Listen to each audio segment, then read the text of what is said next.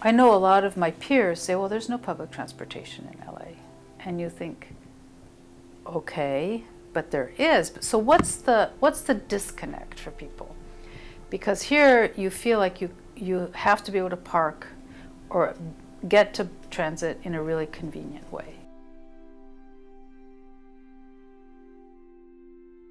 In Paris, which was a city that was built before the automobile by and large, the distances that people have to walk to get to transit are often just as long as people have to walk here.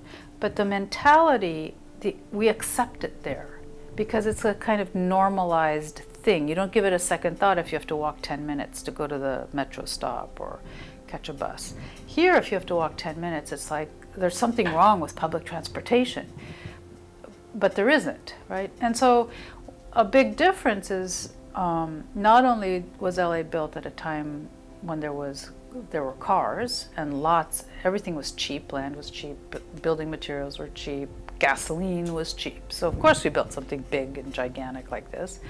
And Paris was built with human labor. A lot of places are actually pretty transit friendly, but we don't have in our habitual mind, just habit, walking 10 minutes to go someplace or carrying your bags a block. That just seems like it's a burden. No more of a burden here than it is there, but in our heads, we just don't see, we're just too accustomed to the convenience of the car. So making that change is an attitudinal change.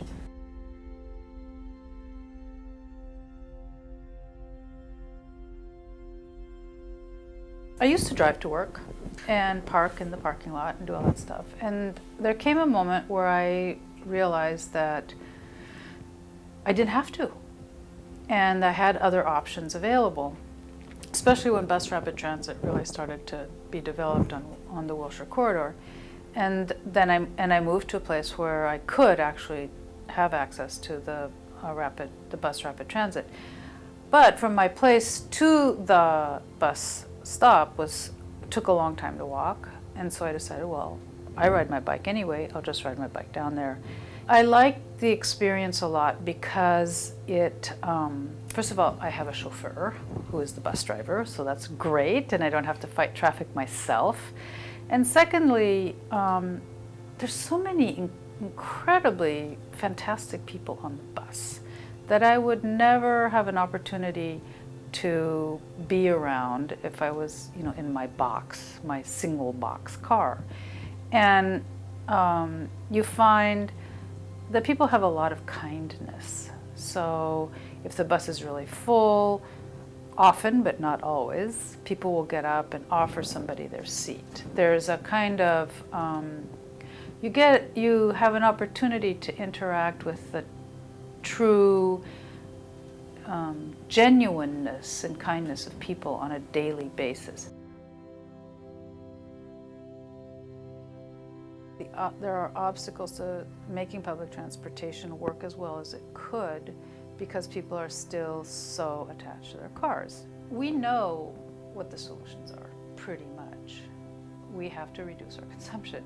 We have to share, we have to have a more share economy. And really what we need is to make the change, right? And to figure out the alternatives to the status quo. And humans are smart. I think that the solutions are not that complex. They're complicated, but they're not complex.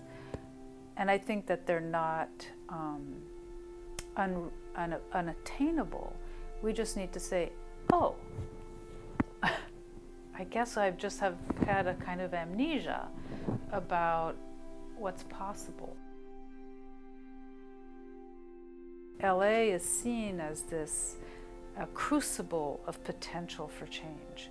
It is, on the one hand seen as, the smog town, car town, all that, but at the same time, when you look at it, you see that the smog has been decreased, we use less and less water, there's more and more transit, and the change is deep.